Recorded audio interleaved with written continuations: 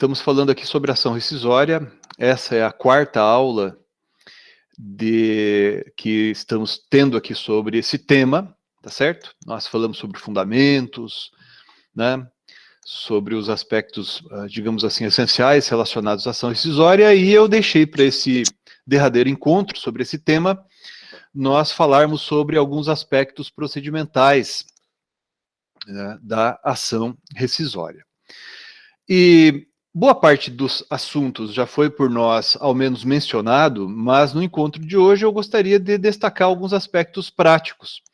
E, para tanto, eu selecionei algumas decisões que já enviei para vocês, mas nós vamos analisar esses julgados aqui neste encontro. Eu acho que com isso a gente consegue ter uma reunião, um bate-papo um pouco mais dinâmico sobre a matéria e um pouco menos cansativo, e vai servir também, de alguma maneira, para nós revisarmos aquilo que nós falamos nos encontros anteriores sobre esse mesmo assunto, tá certo? Então vamos lá. A primeira das decisões, que já está aí na tela para vocês, todas as decisões que eu selecionei são do Superior Tribunal de Justiça. A primeira, proferida nesse julgamento desse recurso especial 1.403.357. Vejam aqui uma coisa interessante, pessoal. Nós vamos analisar aqui, nesse nosso encontro de hoje, decisões proferidas pelo Superior Tribunal de Justiça. Deixa eu só destacar aqui um pouco. Como eu disse a vocês, eu selecionei decisões do STJ relacionadas à ação rescisória. Mas nós vamos analisar aqui decisões proferidas pelo Superior Tribunal de Justiça, quando ele julga a ação rescisória como processo de sua competência originária, mas o Superior Tribunal de Justiça também julga recursos especiais interpostos contra acórdãos proferidos pelos tribunais dos estados, por exemplo, ou tribunais regionais federais, por exemplo, que julgam ações rescisórias, né? Então, a gente vai ver aqui decisões do Superior Tribunal de Justiça, e a gente vai chamar a atenção de vocês para esses aspectos, em que o STJ, ora está julgando a ação rescisória por se tratar de processo de sua competência originária, ou o Superior Tribunal de Justiça está julgando um recurso especial oriundo de uma ação rescisória que trabalhou, que tramitou no tribunal local, no Tribunal de Justiça do Estado, no Tribunal Regional Federal, por exemplo, né? Nós mencionamos, mas para recordar, a ação rescisória é a ação de competência originária dos tribunais. E qual tribunal? Depende, né? Pode ser o Superior Tribunal de Justiça? Pode, né? Mas não necessariamente, não é o fato de ter havido um recurso especial na causa originária que tenha tramitado no Superior Tribunal de Justiça que vai fazer com que sempre a competência seja daquele tribunal. A competência será do STJ e mutatis mutandis também do Supremo Tribunal Federal, como nós veremos na sequência, quando esses tribunais tiverem examinado o mérito do recurso, né? Não sendo esse o caso, por exemplo, se o recurso especial não tiver sido conhecido, não tiver ultrapassado o juízo de admissibilidade, daí então a ação rescisória deve ser ajuizada perante o tribunal que proferiu o julgado, o acórdão recorrido, né, impugnado pelo recurso especial. Então, feita essa observação, essa advertência, voltemos então à primeira das decisões que nós vamos examinar aqui. Essa decisão, pessoal, eu destaquei, é uma decisão que vocês vão perceber, cita como seus fundamentos dispositivos, né, em sua fundamentação legal, dispositivos do Código de Processo Civil de 1973, o que é bastante comum. Por quê? Porque como vocês vão lidar, a gente vai lidar, vocês também, quando já começarem a atuar profissionalmente, né, com ações rescisórias ajuizadas contra decisões transitadas em julgado há pouco tempo, muitas delas terão como referencial ainda o Código revogado, o Código de Processo Civil de 73. Né, o Código de Processo Civil de 2015 entrou em vigor há 5 anos. Então, muitas das decisões atacadas por ações rescisórias ainda se fundam, porque as ações originárias foram ajuizadas com base, né, no código revogado. Algo assim acontece nesse caso, vejam, é um acórdão proferido em março de 2018, né? Então o acórdão foi proferido na vigência do Código de Processo Civil de 2015, no entanto, trata-se de caso interposto, né? Vejam ali, recurso interposto na vigência do Código de 73. Mas essa orientação vem se mantendo no Superior Tribunal de Justiça e vale para reprisarmos aqui, mutatis mutandis, aquilo que nós já estudamos à luz do Código de 2015. Então vejam aqui, primeiro, o objeto do recurso especial, diz o ministro Mauro Campbell, que é o relator, é o cabimento da ação rescisória para discutir verba honorária exorbitante. Então, o primeiro ponto é o seguinte, se cabe ação rescisória para discutir o ponto atinente aos honorários advocatícios, se isso não é objeto do pedido principal, digamos assim, né? Os honorários advocatícios são, ou correspondem a um capítulo, por assim dizer, acessório da sentença, né? Não obstante, cabe sim ação rescisória nesse caso, né? Essa decisão aqui, inclusive, vai além, ela dispõe, né, ela cita aqui doutrina do Pontes de Miranda, mencionando uma orientação que já era manifestada pela jurisprudência antes do Código de 2015, no sentido do cabimento da decisão, da ação rescisória contra sentença definitiva e também sentença terminativa. Então vejam aqui no item 2, né? A redação do 485 caput do CPC de 73, que corresponde ao 966 caput do CPC de 2015, ao mencionar sentença de mérito, o novo código fala em decisão de mérito, né? O fez com impropriedade técnica, referindo-se, na verdade, à sentença definitiva, não excluindo os casos onde se extingue o processo sem resolução do demérito. Então, vocês vão se lembrar, quando nós estudamos o artigo 966 do Código de Processo Civil, nós citamos, deixa eu colocar aqui para vocês na tela, além do caput desse dispositivo legal, também o parágrafo 2º, né? E no que nos interessa aqui, o parágrafo 2º, inciso 1º. Nas hipóteses previstas nos incisos do caput, será rescindível a decisão transitada em julgado que, embora não seja de mérito, impeça nova propositura da demanda. Então, a pedra de toque é essa aqui, né? O fato de se estar diante de decisão de mérito não é determinante, né? O fato de não se estar diante de decisão de mérito não é determinante para o cabimento da ação rescisória. Mais importante que isso, né, é saber se aquela decisão impede a repropositura da ação. E é isso que menciona esse julgado aqui, ainda que à luz do Código revogado, né? E daí cita aqui um trecho da doutrina do Giuseppe Chiovenda, né, no sentido de que a decisão que pode ser rescindida, né, ou dela se pedir a rescisão em determinado ponto, em determinados pontos, por exemplo, somente no tocante à condenação às despesas. E essa orientação, como mencionei, ela repercute ainda à luz do Código em vigor, né, do Código de 2015, no sentido de que, sim, é cabível a ação rescisória contra a decisão relacionada a honorários advocatícios, desde que se trate de decisão que extrapole os limites firmados no artigo 20, parágrafos 3º e 4º do Código de 73, que correspondem, pessoal, ao artigo 85 do Código de 2015. Então, não vamos aqui perder muito tempo nessa decisão, mas vejam, é cabível, né, a ação rescisória para discussão de violação ao direito objetivo, ou seja, quando a decisão rescindenda fixa honorários acima de 20% ou menos de 10%, do que estabelece ali o artigo 85, né, nessas hipóteses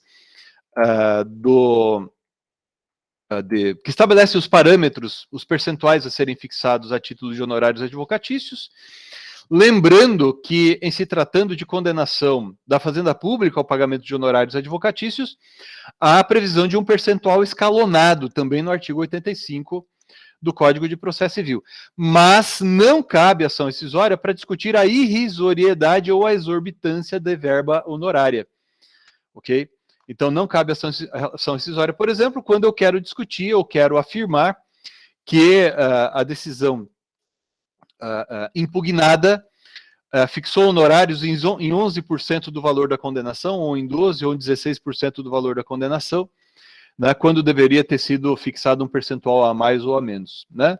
Então, eu posso ajuizar a ação rescisória para discutir a violação a esses limites fixados pela lei, mas, uma vez fixados os honorários dentro dos parâmetros estabelecidos pela lei, daí, então, não cabe ação rescisória. Né? Isso é interessante, serve para que a gente discuta a própria questão da decisão de mérito, a questão ali de cabimento da ação rescisória, para discutir apenas capítulos da decisão rescindenda, né? Ok? Então, esse ponto aqui foi apenas para destacar, para recordar aquilo que a gente já mencionou em relação aos fundamentos da ação rescisória. O segundo aspecto, pessoal, que eu quero discutir com vocês, diz respeito à competência para o julgamento da ação rescisória. O Código de Processo Civil de 2015 tratou do tema no artigo 968, parágrafo 5º, né? 968, parágrafo 5º e parágrafo 6º. 968, parágrafo 5º e parágrafo 6º. Eu deixei marcado aqui, eu vou pedir para vocês lerem depois com mais tranquilidade. Mas, como nós mencionamos, inclusive, no comecinho do encontro de hoje, competente para julgar a ação rescisória é o tribunal. Né? Então, eu não ajuizo a ação rescisória, por exemplo, perante o juízo de primeiro grau. Né? Então, pode até haver trânsito em julgado de uma decisão proferida pelo juiz de primeiro grau, contra a qual não se tenha recorrido, e cabe ação rescisória que vai ser ajuizada, por exemplo, no Tribunal de Justiça do Estado do Paraná, em se tratando de decisão proferida por juízo de primeiro grau, né? No caso aqui nosso, aqui que nós residimos em Maringá, juízo da, sei lá, primeira vara civil da comarca de Maringá. Né? Isso vale para qualquer tribunal. E, proferido acórdão pelo Tribunal de Justiça do Paraná, também será competente para o julgamento da ação rescisória este mesmo tribunal. O órgão indicado pelo regimento interno do tribunal. Né? O artigo 125 da Constituição Federal, ele estabelece que o tribunal, ele próprio vai disciplinar a competência dos órgãos que integram esse tribunal. Né? Isso vale, por exemplo, que eu mencionei agora, o Tribunal de Justiça do Paraná, como vale também para outros tribunais, sejam dos estados, sejam tribunais regionais federais. E esse caso aqui que eu selecionei para vocês, um próximo caso que eu selecionei aqui para vocês, que eu vou colocar na tela, eu achei bem interessante. Por quê? Porque ele faz um paralelo entre o que se decidia à luz do Código Revogado, e a orientação que foi adotada pelo Código de Processo Civil de 2015. Peço que vocês acompanhem comigo ali essa decisão. Né? Então, notem, aqui também, diferentemente daquela outra que nós analisamos, que era um recurso especial contra um acórdão do tribunal local que julgara a ação rescisória, aqui nós estamos diante de uma ação rescisória ajuizada originariamente no Superior Tribunal de Justiça. Né? Então, vejam, diz aqui, a decisão desta corte que, ora se pretende desconstituir, não apreciou o mérito do agravo de instrumento. Esse agravo de instrumento aqui, na verdade, está se referindo ao agravo do revogado artigo 544 do CPC de 1973, que hoje seria o agravo em recurso especial do artigo 1042, tá? Mas vejam, não foi examinado o mérito, né? E aqui ele prossegue, o reexame, sob o fundamento de que a pretensão recursal demandaria o reexame do acervo fático probatório dos autos, o que encontraria encontra óbice na súmula 7 do STJ, ou seja, não cabe recurso especial para discutir questões de fato, bem como na incidência das súmulas 282 e 356 do Supremo, que diz respeito à configuração do pré-questionamento. Então, notem, recurso especial não conhecido. Se o recurso especial não foi conhecido, e a questão de fundo, portanto, não foi examinada no Superior Tribunal de Justiça, então, não ocorre o quê, pessoal? Aquele efeito substitutivo, né, que sucede quando o mérito do recurso é julgado para reformar ou até mesmo para manter a decisão recorrida. Então, se o Superior Tribunal de Justiça, né, examinando o mérito do recurso especial, reforma ou mantém a decisão recorrida é do Superior Tribunal de Justiça a competência para julgar a ação rescisória, porque o acórdão a ser atacado, certo, é aquele que substituiu a decisão recorrida. Agora, se o recurso especial não é conhecido, recurso especial não conhecido, tá certo? E não se examina, portanto, o mérito do recurso especial, não ocorre o efeito substitutivo. Daí o acórdão que vale é o acórdão proferido pelo Tribunal de Justiça, neste exemplo do Paraná, certo?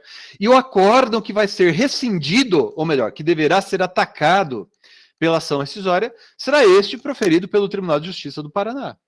E daí, então, o órgão competente para julgá-lo será o Tribunal de Justiça do Paraná.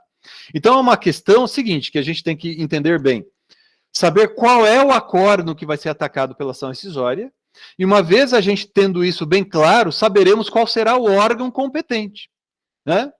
Porque o STJ, alguém de vocês poderia dizer assim, mas o STJ não está acima do Tribunal de Justiça de São Paulo? Então, por que o STJ não pode julgar ações rescisórias ajuizadas contra acórdãos do Tribunal de Justiça de São Paulo? Porque ele não tem competência para isso.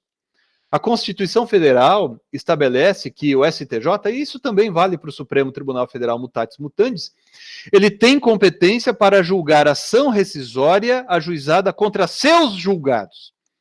Então, o Superior Tribunal de Justiça tem competência definida pela Constituição Federal, e uma dessas competências, entre aspas, consiste no julgamento de ação rescisória contra seus julgados. Então, se não houve julgamento do mérito do recurso especial, eu não vou ajuizar ação rescisória no Superior Tribunal de Justiça. Tá certo? Ok?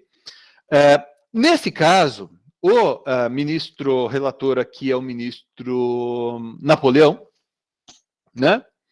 Aqui interessante, ele disse, olha, o recurso especial não foi conhecido, né? Daí ele prossegue aqui no item 2 da ementa. Nesse contexto, como não foram ultrapassados os requisitos de admissibilidade recursal, inexistindo o pronunciamento sobre o mérito do apelo nobre, não se operou, por conseguinte, o efeito substitutivo, que eu acabei de mencionar, que atrairia a competência desta corte para a apreciação da ação rescisória. Dele cita aqui a súmula 249 do Supremo, que se aplica também ao Superior Tribunal de Justiça, né, segundo o qual é competente o Supremo Tribunal Federal para ação rescisória quando, embora não tendo conhecido do recurso extraordinário ou havendo negado provimento ao agravo, que hoje seria o agravo do 1042, tiver apreciado a questão federal controvertida. Veja, pessoal, abrindo um parêntese aqui, essa súmula 249, se vocês que estiverem aqui lendo pela primeira vez a súmula não a tiverem entendido, eu peço que vocês voltem ali um pouquinho nas aulas que estão ali na minha página no YouTube, que eu deixei marcadas ali para vocês, eu enviei para vocês também no grupo, sobre recurso especial e recurso extraordinário. E ali a gente falou da diferença entre juízo de admissibilidade e juízo de mérito, e nós explicamos, inclusive, mencionamos é errado dizer, a gente, até de uma maneira bastante aprofundada, a gente fez um resgate histórico para demonstrar por que é que os tribunais superiores usam de maneira inapropriada as expressões não conhecer, não prover, e dar provimento ao recurso, tá certo? Então, para entender melhor essa súmula 249, eu peço a vocês que voltem ali. Mas, o que importa é o seguinte, o STJ tem competência para julgar ação rescisória contra seus acórdãos, significa dizer, os acórdãos do STJ que tiverem ferido o mérito. Não tendo havido exame do mérito, daí então, o STJ não tem acórdão a ser rescindido. E daí você vai ter que saber qual é o acórdão a ser atacado. E nesse exemplo seria o acórdão proferido pelo tribunal local. Prossigamos ainda nessa decisão. Tem mais um trechinho que está ali na íntegra. Aliás, eu peço a vocês, eu recomendo a vocês que examinem, que leiam a íntegra de todas as decisões. Eu marquei aqui mais um pedacinho para ler com vocês dessa decisão, que é o item 7 do voto do ministro. Vejam. O que é que prevalecia, pessoal, à luz do Código Revogado? A questão, percebam, eu espero que está sendo claro, a questão não é apenas relacionada à competência para julgar a ação rescisória. A questão é relacionada ao objeto da ação rescisória, ou seja, qual acórdão vai ser atacado pela ação rescisória. Então, se o STJ, ao julgar o recurso especial, substituiu porque examinou o mérito do recurso especial, substituiu a decisão recorrida, daí então será, não é, o acórdão do STJ que vai ser objeto da ação rescisória. E por que o objeto da ação rescisória é este acórdão, daí então competente será o STJ, tá certo? Competente será o STJ. Então, primeiro a gente define qual é o acórdão que vai ser o objeto, ou seja, vai ser o atacado pela ação rescisória, para daí a gente saber qual é o juízo competente.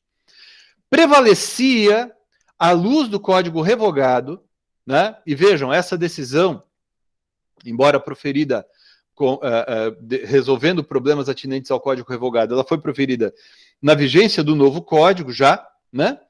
Mas prevalecia no contexto do Código revogado a seguinte orientação: não, se você ajuizou ação rescisória aqui no STJ contra o acórdão proferido pelo STJ, mas você deveria ter ajuizado ação rescisória, por exemplo, no Tribunal Regional Federal da 4ª Região, contra o acórdão proferido pelo Tribunal Regional Federal da 4ª Região, eu vou extinguir a ação rescisória que você ajuizou aqui. Por quê? Porque não é apenas uma questão de competência, pessoal, que eu posso remeter os autos para o juízo competente. Porque antes eu tenho que resolver o problema do objeto da ação rescisória, eu tenho que corrigir a petição inicial.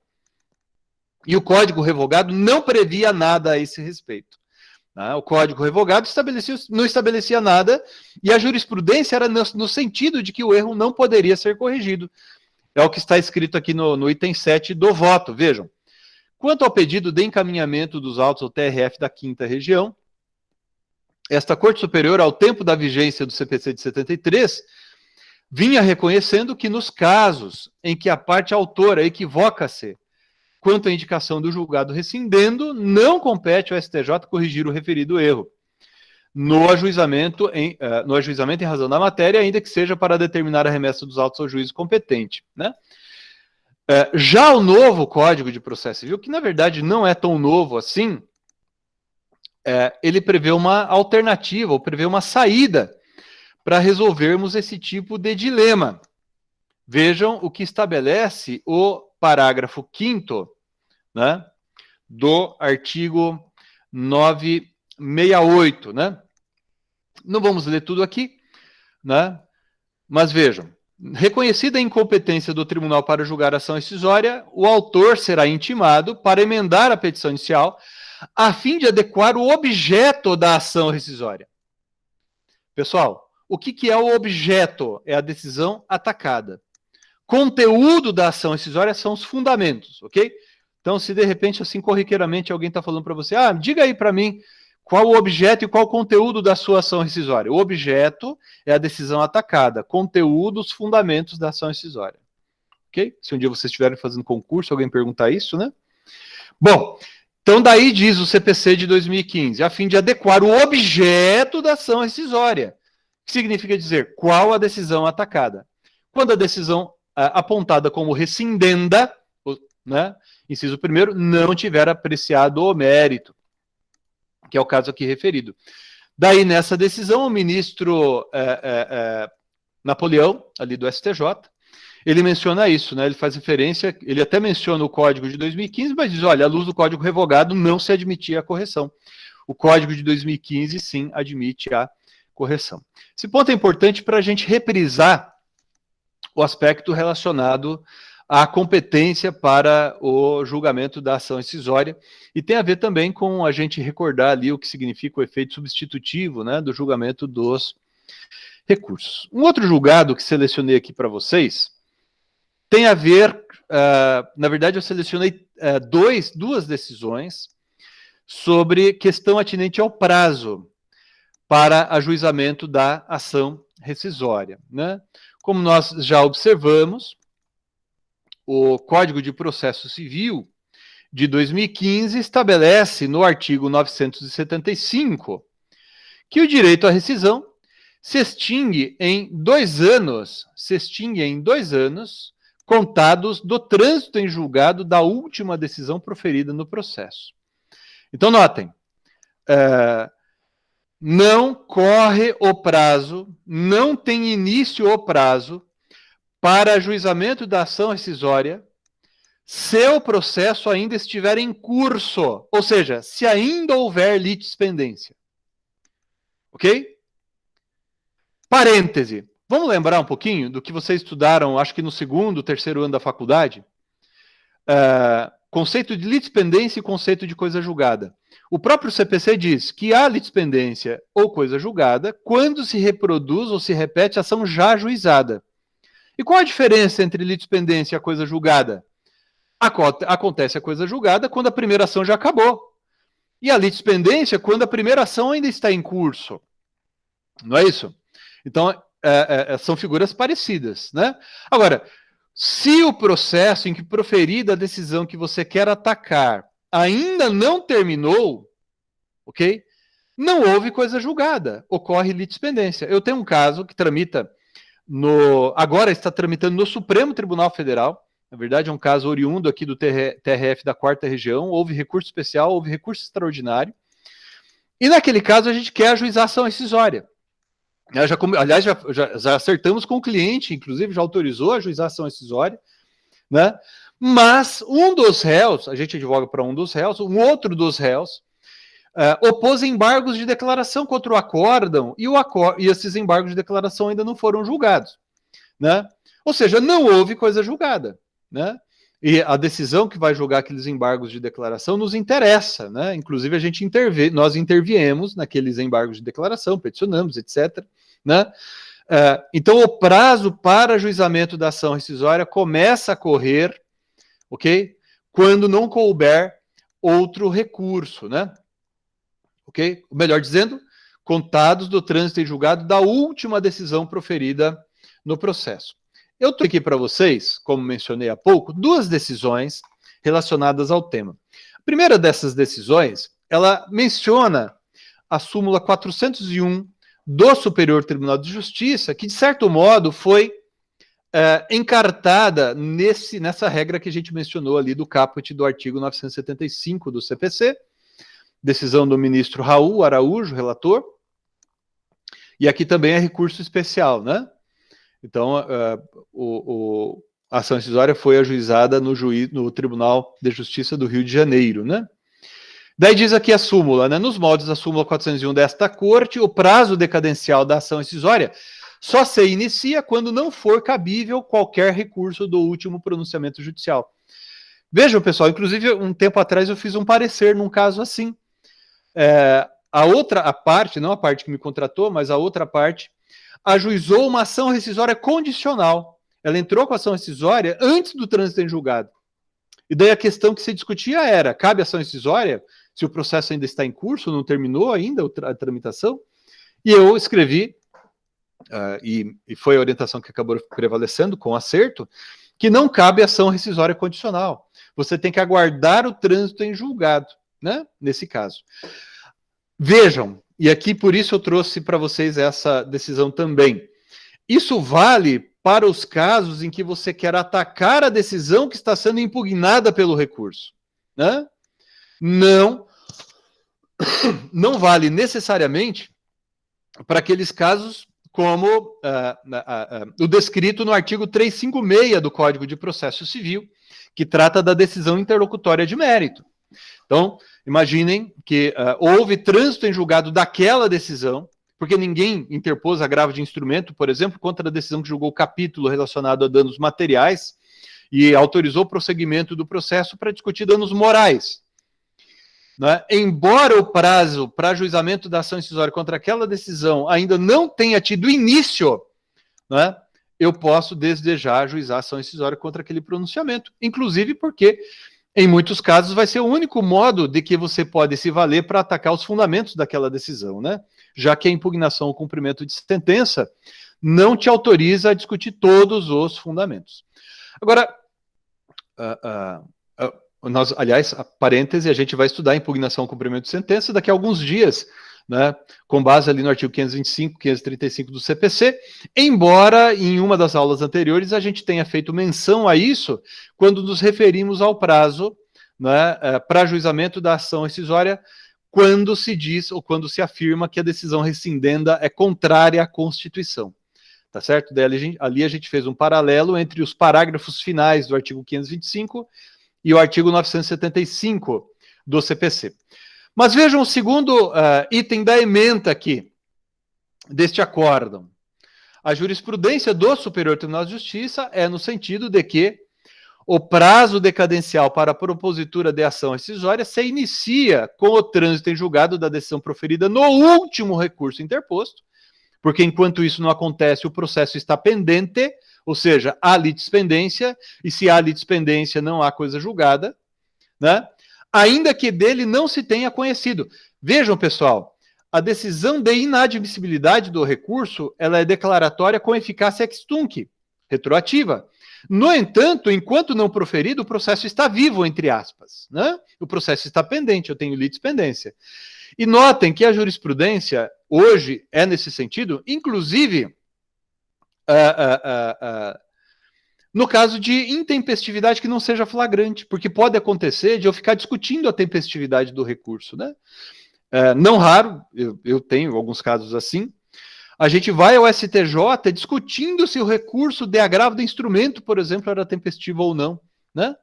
Então, nesse caso, né, não aconteceu a coisa julgada. Agora, se for manifesta a intempestividade, aí então já está em curso o prazo para ajuizamento da ação rescisória. Um outro ponto que nós chamamos a atenção de vocês, e eu queria reforçar isso aqui na aula de hoje, ainda em relação ao prazo para ajuizamento da ação rescisória, diz respeito ao fato de o Código de 2015 estabelecer, embora deveria ter ido além disso, né, mas o Código de 2015 ele estabelece critérios diferenciados para a contagem de prazo para ajuizamento da ação rescisória em determinados casos. Um deles, que merece aqui a nossa atenção hoje, é o da ação rescisória ajuizada com base em prova nova. Eu selecionei aqui para vocês, que está ali no parágrafo 2º, né, do artigo 975. Eu trouxe aqui para vocês uma decisão interessante, muito interessante, recomendo a leitura da íntegra dessa decisão do Superior Tribunal de Justiça, em que se tratou exatamente do cabimento da ação rescisória com base em prova nova. Isso é interessante porque, aqui nesse caso, salvo engano, a primeira decisão do STJ que chamou atenção para o fato, ou fez uma comparação e chamou atenção para o fato de que o CPC de 2015, diferentemente do Código Revogado, não restringia o cabimento da ação rescisória apenas a documento novo, mas de uma maneira mais abrangente, admite a ação rescisória com base em prova nova, né? Eu destaquei aqui alguns trechinhos, né? E não vamos ler a íntegra, mas eu quero ler aqui pelo menos os itens 4, 5 e 6 da ementa, que nos bastam aqui para a gente compreender a matéria. Vejam ali. O Código de 2015, com o nítido propósito de alargar o espectro de abrangência do cabimento da ação rescisória, passou a prever, no inciso 6º do caput do artigo 966, a possibilidade de desconstituição do julgado pela obtenção de prova nova em substituição à expressão documento novo.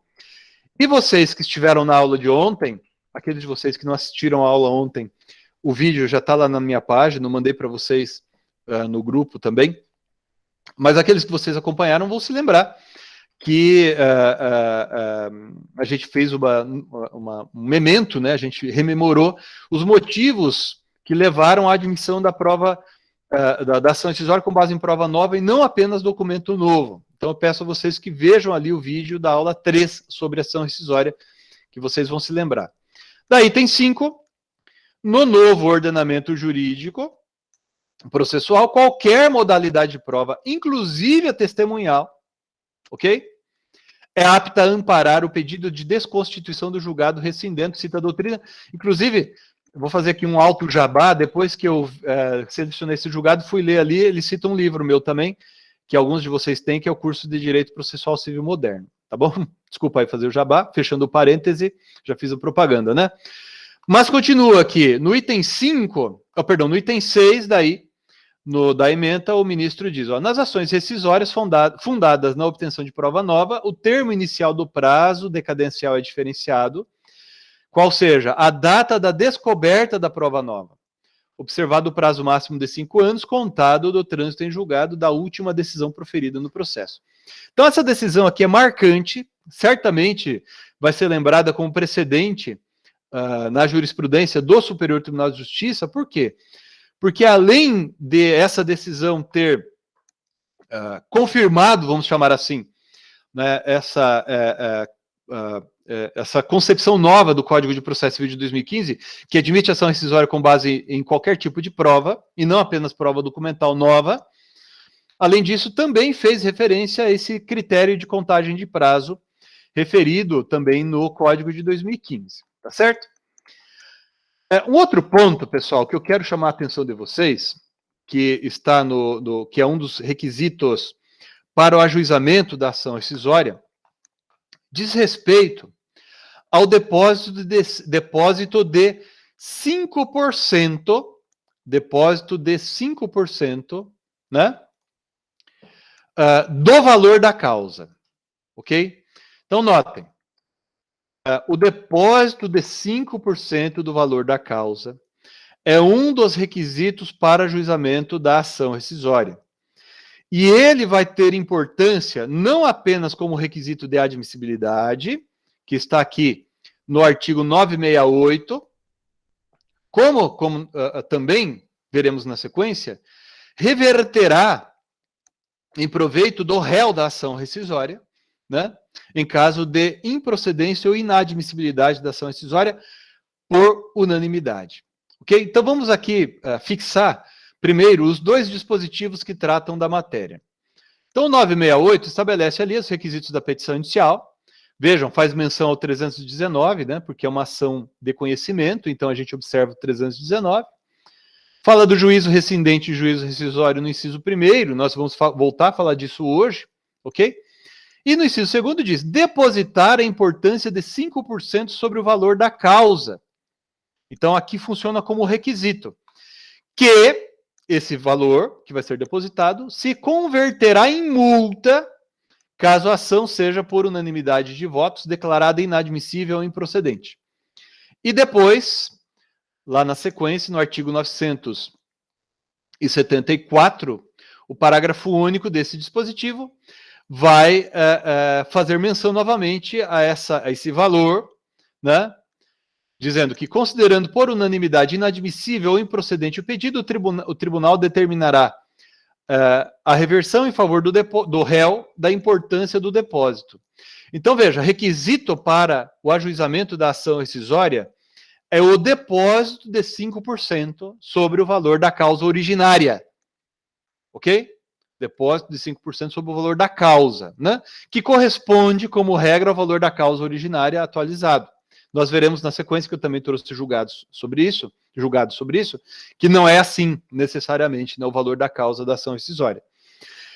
Não é correto falar, pessoal, atenção, que é requisito para a ação rescisória o depósito da multa. Porque esse valor não é multa, é depósito. O requisito é o depósito. Ele é convertido em multa, caso você veja que a ação rescisória foi inadmitida ou foi considerada improcedente. Olha, importante. Ação rescisória, o pedido da ação rescisória é julgado improcedente. É procedente ou improcedente. A ação rescisória não é provida ou desprovida. O que é provido ou desprovido é o recurso. Ok? A ação rescisória é ação de conhecimento desconstitutiva. E o pedido, portanto, é procedente ou improcedente. Tá certo? Tecnicamente é assim que vocês devem empregar a terminologia. Eu selecionei aqui, pessoal, 3 julgados, a gente vai falar sobre eles bem rapidamente. 3 julgados sobre ação rescisória. Sobre esse depósito, né? Então, primeira das decisões que eu coloquei aqui na tela para vocês, né, trata da exceção prevista no artigo 968 do Código de Processo Civil, que eu acabei não lendo ali, né, cujo parágrafo 1º estabelece que esse requisito do depósito não se aplica à União, Estados e Distrito Federal e municípios, autarquias, etc., à Defensoria Pública, ao Ministério Público e aqueles que têm obtido o benefício da gratuidade da justiça. Então, não é o depósito não é requisito nesse caso, né? Mas continua aqui, e daí eu trouxe esse julgado aqui para vocês, que é um caso interessante, né, que houve o reconhecimento no início do processo da assistência judiciária gratuita a alguns dos autores e depois foi rejeitado, né? E daí então houve a intimação do autor para o depósito, né, que é um requisito. Então, ó, o recolhimento, item 2 aqui da ementa, né? O recolhimento do depósito, previsto no artigo 968, inciso 2º do caput, do 968, né? Constitui pressuposto de constituição e desenvolvimento válido da ação rescisória, né? Então, tem que, em caso de não recolhimento, a parte autora é intimada, e se a parte autora não faz esse depósito, aí então a petição inicial da ação rescisória deve ser inadmitida, tá bom? Ou indeferida, e, portanto, a extinção da ação rescisória sem resolução do mérito. Eu trouxe aqui também uma outra decisão para vocês, nesse outro julgado. Repito, estão todos esses julgados aqui, ali no Classroom para vocês, né? E o número desse aqui, ação rescisória 4522, que tramitou no Superior Tribunal de Justiça, né?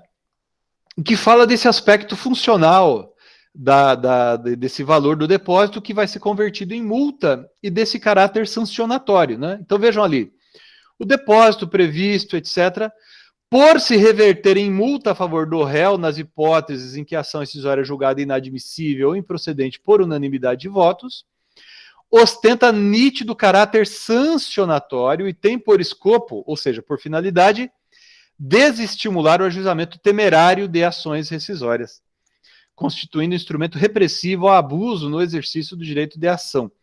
Então, é assim considerado esse depósito como requisito e daí convertido em multa caso haja rejeição ou inadmissibilidade da ação rescisória.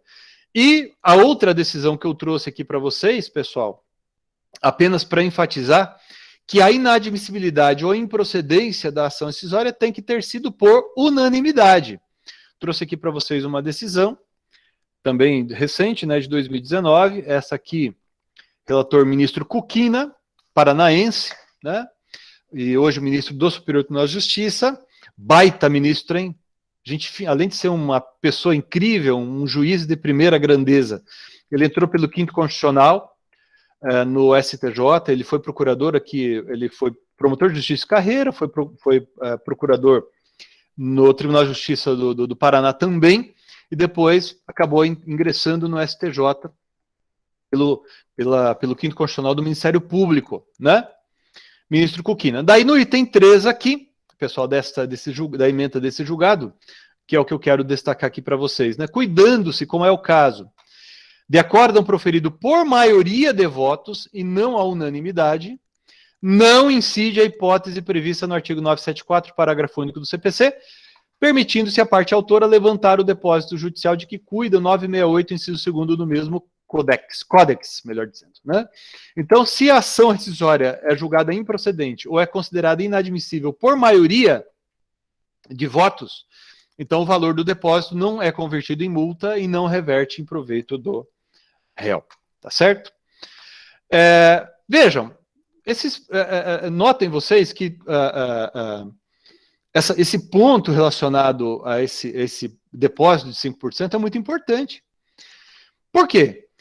Porque eu posso estar diante de situações em que o valor da causa era elevado, o valor da causa originária é elevado, né? E eu posso estar diante de situações em que, ainda que o valor da causa originária não fosse muito alto, o valor do proveito econômico pretendido acaba sendo alto, né? Então, certamente vocês se lembram, vocês estudaram, quando estudaram valor da causa no 3º ano da faculdade, vocês viram que não raro a gente acaba arbitrando um valor, né, para a causa, quando eu não tenho condições de definir ali com precisão desde logo qual o valor da condenação, por exemplo. E pode suceder que ao final do processo, no julgamento, na sentença, no acórdão, se chega a um valor preciso de condenação. Então eu fixei ali, eu dei à causa o valor de R$1.000 lá atrás, mas daí a condenação foi de R$1 milhão.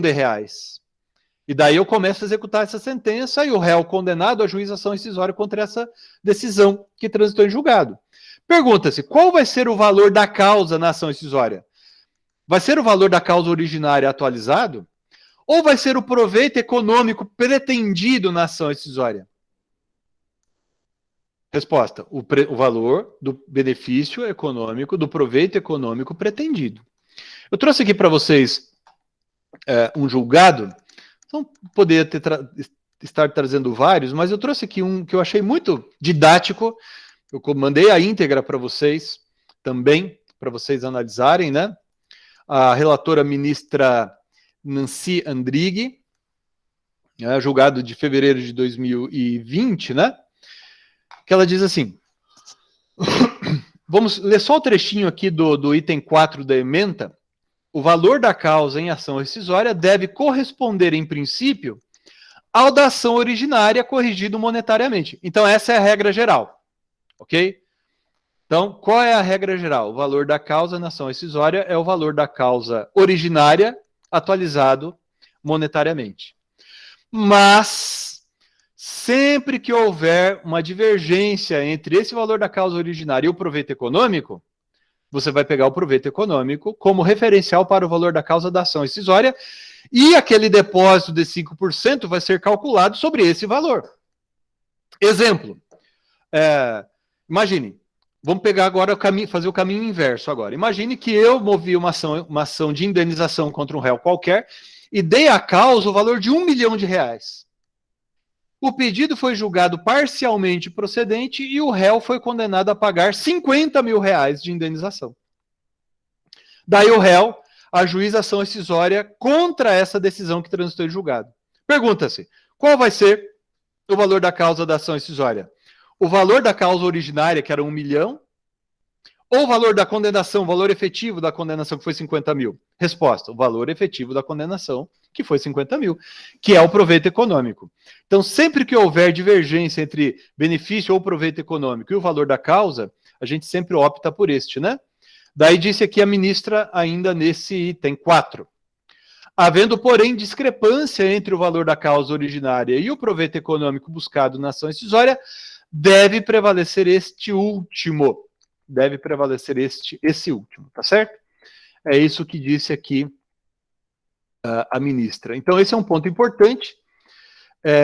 Eu advogo em muitas ações em que esse depósito de 5%, pessoal, muito frequentemente acaba realmente servindo de obstáculo, não é, ao ajuizamento da ação rescisória pela pessoa interessada.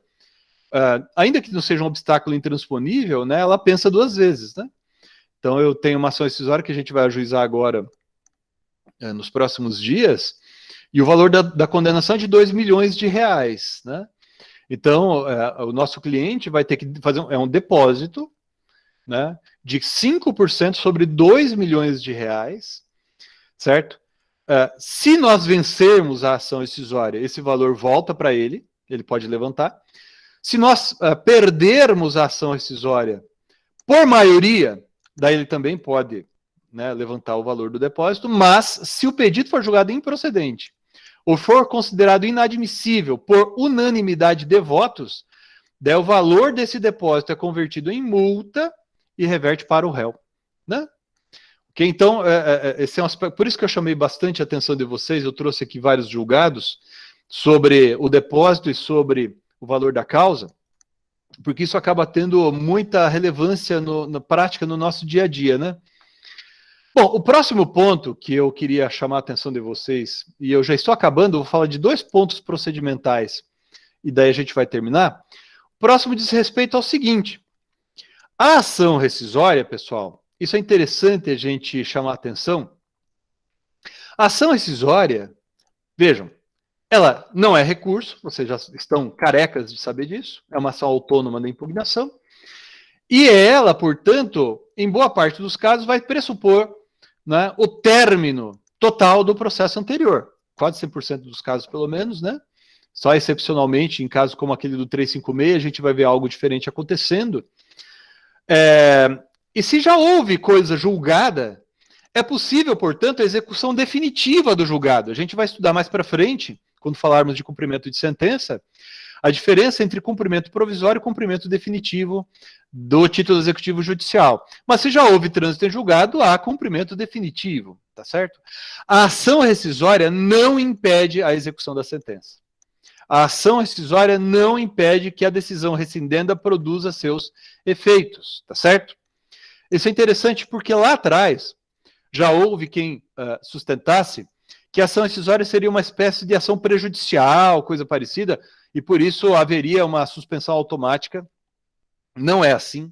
O Código de 73 textualmente não admitia isso. Com a evolução, né, da própria doutrina, da jurisprudência, na época do Código de 73, foi marcante a doutrina do professor Galeno de Lacerda, né, sobre a matéria. A jurisprudência passou a admitir excepcionalmente a possibilidade de concessão de efeito suspensivo à ação rescisória, se presentes os requisitos para concessão de tutela cautelar ou tutela antecipada, e o Código de 2015 consignou essa orientação expressamente também. Vejam ali, a propositura da ação rescisória não impede o cumprimento da decisão rescindenda, ressalvada a concessão da tutela provisória. Tutela provisória, que como vocês já estudaram, pode ser tanto tutela provisória da urgência, quanto tutela provisória da evidência. Tanto tutela provisória da urgência, quanto tutela provisória da evidência. Né? A tutela provisória da urgência vai ser mais comum nesses casos, né? Mas em situações excepcionalíssimas pode também ser o caso de concessão da tutela da evidência, embora muito provavelmente isso seja bastante raro, inclusive por causa disso que eu vou mencionar nesse julgado que eu trouxe aqui para vocês, né? Então esse próximo julgado, proferido pelo STJ, o número do processo ação rescisória 6542 do STJ, né? Interessante aqui que o ministro, né, ele coloca no item 1 aqui da ementa, né, a concessão da tutela antecipada em sede de ação rescisória está condicionada à presença acumulada dos requisitos autorizadores da medida extrema que se traduzem no fumus boniuris e no periculo in mora. E notem, por isso que eu trouxe essa decisão e chamo a atenção de vocês, não necessariamente. Periculo in mora se estivermos diante de tutela provisória de urgência. Se conseguirmos demonstrar a presença dos requisitos para concessão de tutela provisória da evidência, daí então é possível a concessão da medida também, ok? Então, periculo in mora só se tratar de tutela provisória da urgência. E mais adiante, aqui logo no comecinho do voto dele, o ministro Marco Buzzi, juiz de carreira de Santa Catarina, baita juiz também, hein? Muito inteligente, competente no sentido... não de competência territorial da matéria, etc., né, que agora a gente está discutindo bastante, muito preparado. Mas o ministro Buzzi aqui, ele diz, olha, a concessão da tutela antecipada, que objetiva a suspensão dos efeitos da decisão rescindenda, exige o necessário preenchimento dos requisitos autorizadores previstos no artigo 300, que fala ali da tutela provisória, né, acumulado com o 969. Notem que o 300 fala da tutela de urgência, tá bom? O artigo 311 é a tutela provisória da evidência, que em tese também é possível, né? Pode incidir também. Agora, chamo a atenção de vocês para esse ponto aqui, pessoal, os quais, por sua vez, demandam aplicação restrita, excepcional e específica, em virtude da presunção da legitimidade das decisões judiciais e da necessidade da preservação da coisa julgada, corolários, ou seja, consequências, né, do princípio da segurança jurídica. Então, embora possível a concessão de efeito suspensivo, né, em ação rescisória, essa medida é excepcional. Essa medida é excepcional, né, por conta justamente do fato de eu estar atacando algo que transitou em julgado, tá certo? E por fim, pessoal, e agora a gente vai realmente finalizar, eu trouxe aqui para vocês decisões, ou melhor, uma decisão que eu achei bem interessante para deixar marcada a diferença entre juízo rescindente e juízo rescisório. Vejam, o Código de Processo Civil faz menção a juízo rescindente e juízo rescisório em dois momentos. O primeiro é no 968, inciso 1º. Então vejam ali, a petição inicial será elaborada com observância dos requisitos do 319, devendo o autor, primeiro, cumular ao pedido de rescisão, que é o juízo rescindente, Se for o caso, o de novo julgamento. Novo julgamento é o juízo rescisório, ok? O que faz o juízo rescindente? No juízo rescindente, eu verifico se o vício apontado pelo autor da ação rescisória está presente, e daí eu reabro a causa. Vamos dizer assim, é como se eu estivesse ali com uma membrana tampando a causa, cobrindo a causa. Então, se no juízo rescindente, o pedido é julgado procedente, eu tiro essa membrana, eu tiro essa cobertura, vamos dizer assim, daí eu vejo que está ali coberto, daí eu entro na causa. E eu vou rejulgar o que tiver que ser rejulgado. Nesse rejulgar o que tiver que ser rejulgado, eu vou realizar o juízo rescisório. Ok? Esse é um ponto. Primeiro, essa distinção. Segundo, percebam que o 968, ali no inciso primeiro, coloca se for o caso. Por que se for o caso? Tem situações em que a ação rescisória só tem o pedido rescindente? Sim. Imaginem a hipótese de ação rescisória contra a decisão que viola a coisa julgada. Então eu digo assim, o juiz aqui do Tribunal de Justiça, o Tribunal de Justiça do Paraná, quando julgou essa causa, ele violou a coisa julgada porque essa ação já havia sido julgada antes. Não poderia ser julgada de novo. Então você vai pedir apenas o quê? O desfazimento dessa segunda ação rescisória. Então o pedido será apenas do juízo rescindente. Não há pedido de juízo rescisório. Por isso que está escrito ali no 968, inciso 1º, se for o caso, tá bom? Agora, uma coisa que é muito interessante, pessoal, né? Que muita gente, inadvertidamente, tem a falsa impressão, isso resulta de uma confusão entre juízo rescindente e juízo rescisório. Muita gente acha que se eu ganhei no juízo rescindente, automaticamente eu vou ganhar no rescisório. Não necessariamente. Claro que há situações, sobretudo ali no caso do inciso 5º do artigo 966, né, de violação manifesta à norma jurídica, que, de alguma maneira, o juízo rescindente vai se confundir um pouco com o rescisório, né? Ou um pouco, ou muito, né, com o juízo rescisório. Mas não necessariamente. Então, pode suceder que o pedido no juízo rescindente seja julgado procedente, mas no juízo rescisório o pedido não seja julgado procedente. Ou seja, eu ajuizo a ação rescisória apontando ali um vício. Exemplo, olha só que interessante. A ação rescisória fundada ali em erro de fato, ou ação rescisória com base em falsidade de prova, ou ação rescisória com base em qualquer dos outros elementos ali que a gente mencionou estudando o artigo 966. Pode suceder que o tribunal diga, realmente houve erro de fato. Ou realmente você agora tem uma prova nova, você tem uma prova testemunhal nova. Mas no juízo rescisório, ou seja, no rejulgamento da causa, o pedido é julgado improcedente. Né? Eu trouxe aqui para vocês um julgado que eu achei bem legal. Quer dizer, legal para nós que estamos estudando. Certamente a parte não gostou, né? A parte que perdeu. Que é bem representativo dessa situação. Tá bom? O acórdão é bem longo, tem 73 laudas, né, 73 páginas, mas eu vou colocar aqui para vocês só 2 trechinhos da ementa, pessoal, que deixa bem marcante essa distinção entre juízo rescindente e juízo rescisório, e também marcante a possibilidade de eu vencer no rescindente e perder no rescisório. Então vejam aqui, né? Ali, juízo rescindente... O número, depois para eu não precisar voltar ali no começo, né? O número eu vejo depois. Então, o juízo rescindente, o item 20 da ementa. Então, só pelo tamanho da ementa, vocês já percebem o tamanho do acórdão, né? A ação rescisória deve ser julgada procedente para rescindir o acórdão proferido no RESP número tal, por ele ter se fundado em erro de fato. Então, é uma das hipóteses de cabimento ou um dos possíveis fundamentos de ação rescisória, é o erro de fato. Né? Daí ele cita aqui, assumindo existente uma homologação do ajuste entre a Dover e o pool de bancos e por violação, parará, tal. Então, pedido julgado procedente no juízo rescindente. Daí ele prossegue no juízo rescisório.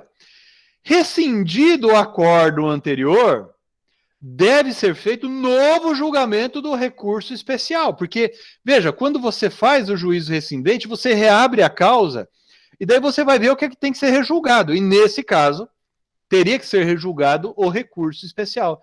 E no julgamento do recurso especial, daí vem aqui a conclusão, né? Ação rescisória julgada procedente para desconstituir o acórdão proferido no RESP número tal, por causa do erro de fato, né? Em novo julgamento do recurso especial interposto contra o acórdão do TRF da segunda região, recurso especial conhecido contra a alegação de ofensa 535, e nessa parte, não provido. Ou seja, a parte que entrou com a ação rescisória ganhou, no sentido de que o vício estava presente, mas no juízo rescisório perdeu, porque acabou perdendo por outro fundamento, né? Então aí percebam como é interessante e é marcante essa diferença entre juízo rescindente e juízo rescisório, que está ali no 968 e também no 974 do Código de Processo Civil. Com isso, pessoal, eu espero ter conseguido explicar aqui para vocês todos os pontos, ou pelo menos os mais importantes, os mais expressivos, né, relacionados à ação rescisória. A gente prossegue nas nossas aulas, a partir da semana que vem a gente vai falar de outros temas, depois a gente começa cumprimento de sentença e processo de execução, mas isso não nos impede de voltarmos aí a esse assunto posteriormente, tá certo? Eu vou interromper aqui a gravação para fazermos aqui, tirarmos dúvidas se vocês tiverem, né, e fazer chamada, etc. Até a próxima. Muito obrigado.